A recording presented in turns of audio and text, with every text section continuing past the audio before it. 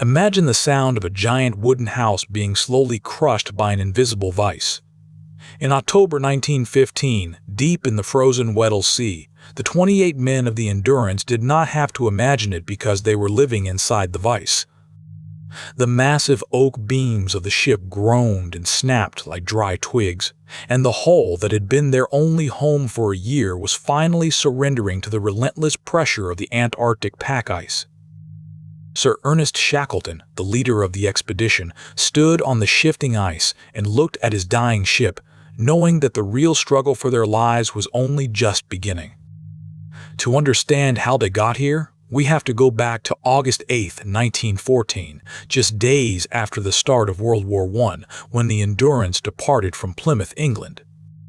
Shackleton's goal was the last great prize of the heroic age of Antarctic exploration, the first land crossing of the entire Antarctic continent, from the Weddell Sea to the Ross Sea via the South Pole. The ship was a 144-foot barquentine named Endurance, a vessel Shackleton had purchased for £14,000 and reinforced specifically for the ice.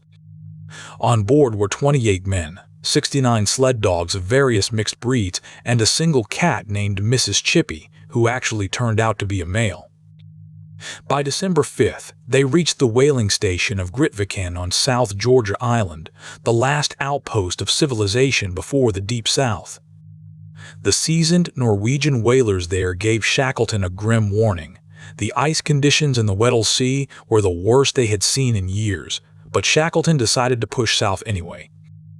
In January 1915, only 80 miles from their intended landing site, the pack ice closed in around the Endurance like a giant hand, and the ship became beset or trapped. By February 24th, Shackleton realized that they weren't going anywhere, so he ordered the ship's routine to be abandoned and converted the Endurance into a winter station.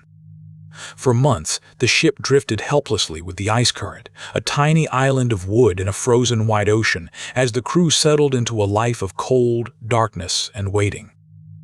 To maintain morale during the long polar night, Shackleton allowed Leonard Hussey to keep his 12-pound banjo, calling the music it produced mental plankton for the men. But the ice was not a static floor. It was a living, moving force that exerted millions of tons of pressure on the hull of the ship. On October 27, 1915, the order was finally given to abandon ship as the ice began to crush the hull beyond repair. Shackleton was forced to make heartbreaking decisions to save food, ordering several puppies and the cat, Mrs. Chippy, to be shot.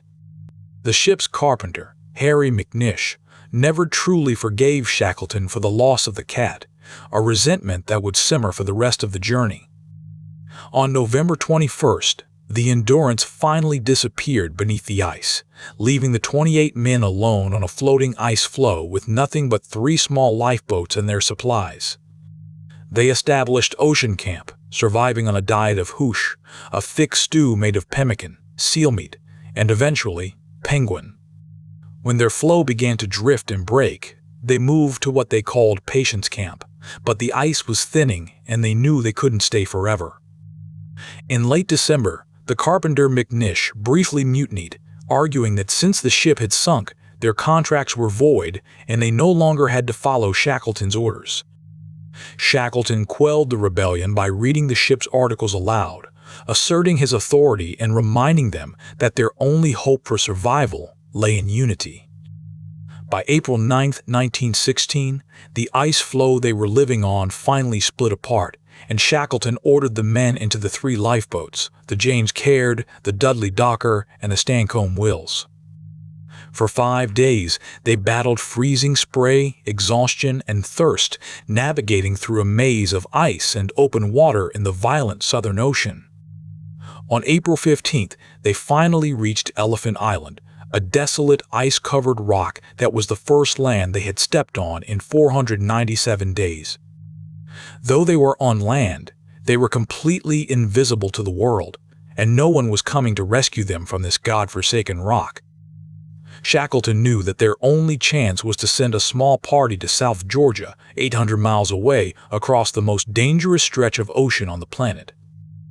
McNish worked tirelessly to modify the boat, raising its gunwales with salvaged wood and building a makeshift deck out of canvas and oil paint to keep the water out. On April 24th, Shackleton and 5 others, including the expert navigator Frank Worsley and the veteran Tom Crean, set out in the 22-foot James Caird.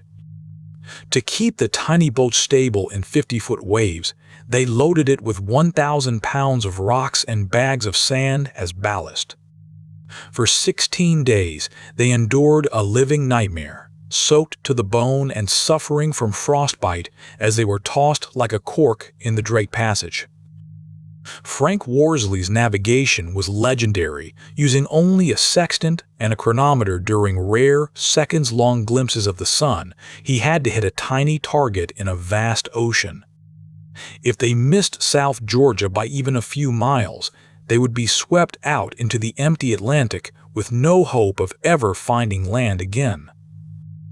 On May 10th, they performed the impossible and sighted the cliffs of South Georgia, but their journey was far from over. A hurricane-force storm nearly drove them into the rocks, and they were forced to land on the uninhabited south coast, the opposite side from the whaling stations.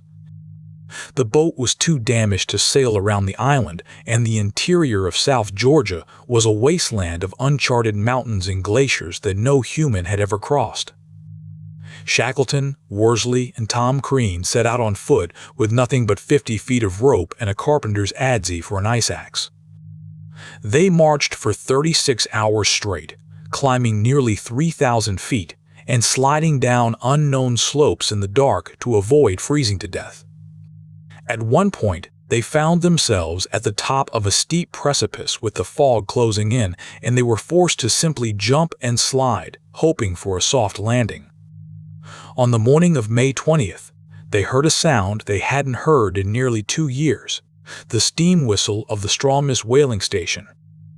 When they walked into the station, they were so filthy and unrecognizable that the station manager, who had known Shackleton for years, didn't know who he was looking at. But Shackleton's mission wasn't over. He immediately began organizing a rescue for the 22 men he had left behind on Elephant Island. It took 4 attempts over 3 months to get through the pack ice, as the first 3 ships were turned back by the same frozen barrier that had claimed the Endurance. Finally, on August 30th, 1916, the Chilean tug Yelko reached Elephant Island, where the 22 men had survived for 4 months under 2 overturned boats. As the rescue boat approached, Shackleton stood on the deck and counted the figures on the beach. When he realized they were all there, he wept with relief. Not a single man from the Endurance party was lost, an outcome that seemed like a miracle given the nearly 2 years they had spent in the Antarctic wilderness. However, the story has a darker side. The Ross Sea Party, the second half of the expedition meant to lay supply depots on the other side of the continent, was not so lucky. They lost 3 men to the elements, and Shackleton later denied the Polar Medal to 4 members of the Endurance crew, including McNish, whom he felt had lacked loyalty. For over a century, the Endurance rested in total darkness at the bottom of the Weddell Sea, its exact location a mystery until March 5, 22.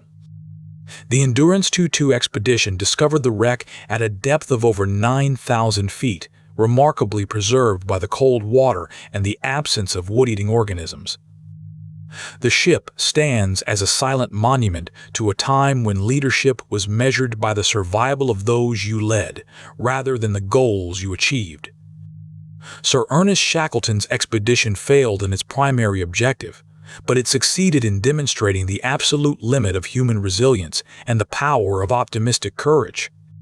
His story reminds us that even when everything is lost, the will to keep going can turn a catastrophe into a triumph.